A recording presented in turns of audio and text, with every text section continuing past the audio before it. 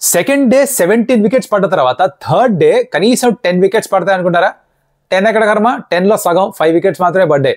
ఇండియాది 1, బంగ్లాదేశ్ 4, అంతే పడ్డాయి. And match 4th డేకి వెళ్ళిపోయింది. అనూహ్యంగా లాస్ట్ లో సడన్ గా bad light came into effect. అసలు ఈ 5 వికెట్స్ ఎలా పడ్డాయి, మధ్యలో ఏం జరిగింది మరి మాట్లాడుకోవాలి కదా. Top performances. ఇంకెందుకు ఆలస్యం, let's get started. Welcome to some tales. నా పేరు Kaushik. If you new to the channel, hit the subscribe button. And ఎక్కడ వీడియో నచ్చితే ఆ థమ్స్ అప్ బటన్ ఉంది, కొట్టిపారు దొబ్బండి భయ్యా, కొట్టిపారు దొబ్బండి మా బ్రో. యూట్యూబ్ ఛానల్ వస్తుందంటది. సరే, top performances from day 3 of the first test match between India and Bangladesh. Undoubtedly, it's going to be the Indian duo of Rishabh Pant and Shubman Gill. We'll start off with Rishabh Pant because I thought iddarlo kuda Rishabh Pant's century was even more fantastic. Or should I say, pantastic. Extraordinary knock bhaiya. అదరగొట్టేసాడు కుర్రాడు. అంటే ఇప్పుడు 633 days తర్వాత test match ఆడుతూ first ఇన్నింగ్స్లో ఒక 30 odd runs మాత్రమే చేసి, తర్వాత కీపింగ్ మొత్తం అంతా చేసి, తర్వాత బ్యాటింగ్కి వచ్చి ఓవర్ నైట్ నాట్అవుట్గా ఉండి, మళ్ళీ డే 3 పొద్దుట బ్యాటింగ్కి వచ్చి ఏం కొట్టాడు అంటే ఒక మెథడ్ టు మ్యాడ్నెస్ ఉండింది. మొదటి 50 మాత్రం చూస్తే కనుక అరౌండ్ 80-85 balls పట్టింది.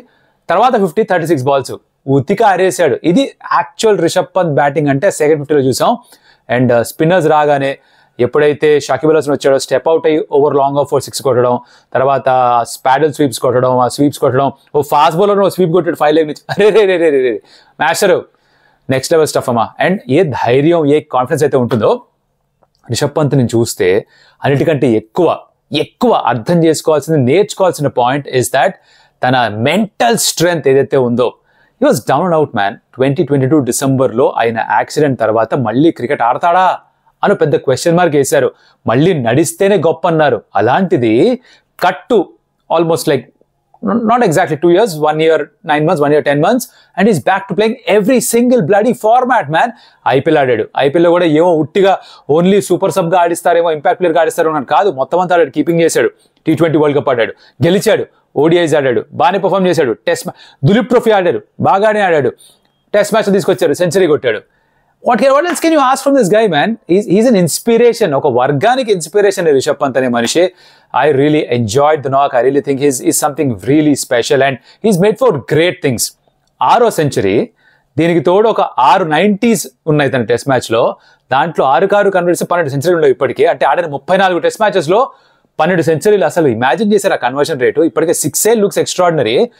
Mahendra Singh Dhoni, not to compare with the kind of impact that he's had in the Indian cricket, because తను ఆడింది number 7 ఎక్కువ శాతం బ్యాటింగ్ చేశాడు.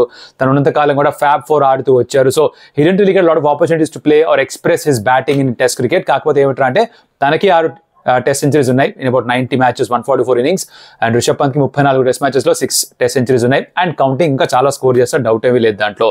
అది రిషబ్ పంత్ ఇన్నింగ్స్ మొత్తం అంతా ఒక ఎత్తు. తర్వాత లాస్ట్లో మధ్యలో ఒక చిన్న కామెడీ పీస్ చేశాడు. ఏమిట్రా అంటే తను బ్యాటింగ్ చేస్తున్నాడు, మీడియం పేస్ ఎవరో బౌలింగ్ చేస్తుంటే ఫీల్డ్ సెట్ చేయడం స్టార్ట్ చేశాడు భయ్యా.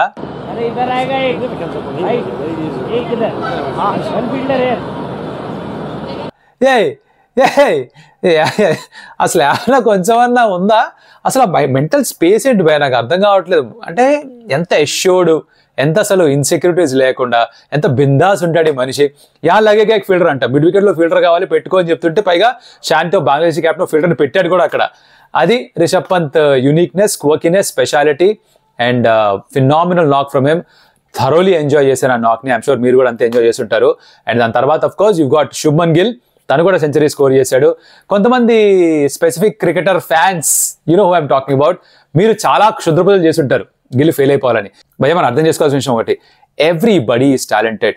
మనందరం కూడా అర్థం చేసుకోవాల్సిన విషయం ఏమిట్రా అంటే రైట్ టైంలో అందరికీ అవకాశం వస్తుంది. కొంతమంది జర్నీ ముందర స్టార్ట్ అవుతుంది, కొంతమంది జర్నీ తర్వాత స్టార్ట్ అవుతుంది. తర్వాత స్టార్ట్ అయిన వాళ్ళు కూడా బాగా పర్ఫామ్ చేస్తారు, వాళ్ళకి దొరికిన టైంలో బాగా పర్ఫామ్ చేస్తారు. ఇక్కడ క్షుద్రపూజలు చేసిన వారు కూడా అనట్లేదుగా. గిల్ 100 కొట్టి కూర్చున్నాడుగా. ఫస్ట్ ఇన్నింగ్స్లో 0 కొట్టంగానే తీసేంటరా గిల్ని, ఫామ్లో ప్లేస్ ఎందుకురా, ఇందుకే చెప్పేది ఇలాంటి ప్లేయర్స్ ఉండకూడదు స్క్వాడ్లో అని బోల్డ్ కమెంట్లు పెట్టారు డే 1 రివ్యూ కింద. ఇప్పుడు 100 కొట్టాడు, ఇప్పుడు ఏం చేస్తారు? This is what I'm trying to explain. Don't have hate for a player just because you love a certain player. Okay, అందరూ ఇండియాకి ఆడుతున్న వాళ్ళే, అందరూ మంచి ప్లేయర్సే, అందరికీ అవకాశాలు రావాలని కోరుకోండి. Be positive about it, send out positive vibes into the universe and positive vibes will come back to you. That's what happened. Shubman Gill చాలా బాగా ఆడాడు. Overnight 33 and then he continued and turned into an unbeaten century. Assured గా కనిపించాడు. ఎక్కడా కూడా గడబడి లేదు, ఎక్కడ కూడా తొందరపాటు లేదు, ఎక్కడ కూడా టెన్షన్ లేదు, ఎక్కడ కూడా అది ఏమైపోతుందని ప్యానిక్ లేదు. చాలా కామ్గా కంపోజ్డ్గా ఉన్నాడు. Second innings is always been is better innings test మ్యాచెస్లో. ఫస్ట్ ఇన్నింగ్స్లో యావరేజ్, సెకండ్ ఇన్నింగ్స్ యావరేజ్ చూస్తే చాలా గ్యాప్ ఉంది, ఆల్మోస్ట్ లైక్ అండర్ 30 ఫస్ట్ ఇన్నింగ్స్లో, సెకండ్ ఇన్నింగ్స్లో ఓవర్ 40 ఉంది.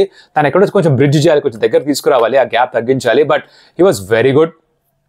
తనకు సెంచరీ, ఓవరాల్గా ఇద్దరు మధ్యన పార్ట్నర్షిప్ పుణ్యమాని ఇండియా 514 స్కోర్ చేశారు. అండ్ అది చాలా ఎక్కువ అని తెలుసు మనకి, ఎందుకంటే ఇప్పటిదాకా టెస్ట్ క్రికెట్ చరిత్రలోనే successful chase has been 418. This was long back early 2000s West Indies చేశారు against Australia. I don't know how many of you saw that match. చాలా మంది క్రికెట్ తర్వాత చూడడం మొదలుపెట్టుంటారు, నాలాంటి వాళ్ళు పురాతన కాలం వాళ్ళు ఆ మ్యాచ్ కూడా చూస్తుంటారు. జిమ్మీ ఆడమ్స్ అని వెస్టిండీస్ వాడు left hand batter, he went head and finish the game for West Indies. ఆ 418 దాటి ఇంకొక ఆల్మోస్ట్ 90 runs కొట్టాలి. It's not an easy thing to do. But Bangladesh start off well. వాళ్ళ captain Shanto half century score చేసి ఇంకా ఉన్నాడు.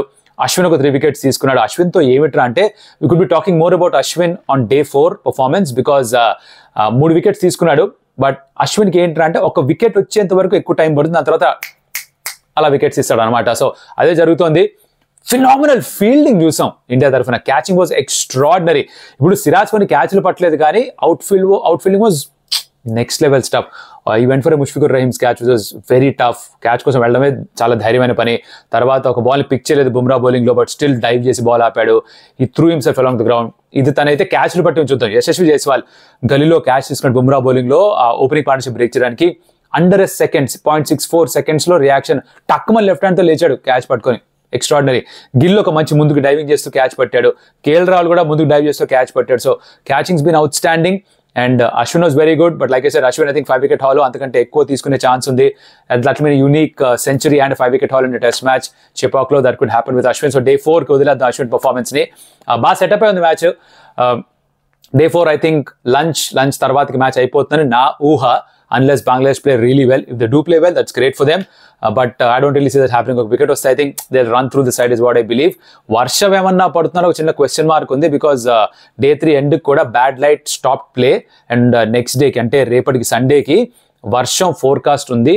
If rain stays away, I'm hoping that Day 4 halfway through the day match అయిపోతుంది. And we'll probably talk about the finishing aspects of the game. And అదనమాట సంగతి. పెద్ద గేమ్లో ఇంతే మాడదాం అనుకున్నాను, ఇంక పెద్ద పర్ఫార్మెన్స్ గురించి ఇంకేం లేవు. ఎందుకంటే చెప్పాక వికెట్స్ ఎక్కువ పడలేదు, వాళ్ళు ఒకటొక వికెట్ తీశారు. అది కూడా రిషబ్ పంత్ క్యాచ్ కొట్టి అవుట్ అయ్యాడు. అండ్ సరే బంగ్లాదేశ్ 4 wickets మాత్రమే పడ్డాయి, 6 wickets still in hand. That's how the day ended. Which performance would you like? Rishabh Pant century బాగా నచ్చిందా? మీరు గిల్ ఫ్యాన్ అయినా కాకపోయినా గిల్ సెంచరీ నచ్చిందా లేదా? Let me know in the comment. Be sportive about this and let me know in the comment honestly, because చాలా బాగా ఆడాడు. మీకు ఆ మనిషి ఇష్టం ఉన్నా లేకపోయినా, ఆ ప్లేయర్ మీద రెస్పెక్ట్ ఉన్నా లేకపోయినా, దట్ నాక్ was very good. You have to accept. లేదు కాదు కూడదు అంటే అర్థమైపోతుంది మీరు చాలా పార్షల్ అని. But that's okay, even that's fine man. మీకు నచ్చిన ప్లేయరే ఆడాలి అని ఒక కోరిక ఉండడం అదొక సెల్ఫిష్నెస్. మనిషిలో సెల్ఫిష్నెస్ కూడా ఉంటుంది, అది కూడా క్వాలిటీ, అది కూడా యాక్సెప్ట్ చేయాలి. But I really thought he played really well. So let me know in the comments what you thought about Pant century and Gill century and the fielding of Indian cricket team. ఏ catch మీకు బాగా నచ్చింది కమెంట్లో చెప్పండి. ఎక్కడ video నచ్చుంటే hit the like button. Thumbs up చాలా ఇష్టం మన యూట్యూబ్ మా బ్రోకి, ఇంకెక్కువ మంది వీడియో చూపిస్తారు. అలాగే కొత్తగా ఛానల్కి వచ్చి ఉంటే సబ్స్క్రైబ్ చేయండి. మరొకటి మళ్ళీ కలుస్తా. అప్పటిదాకా సెలవు మరి. అది అమిగో.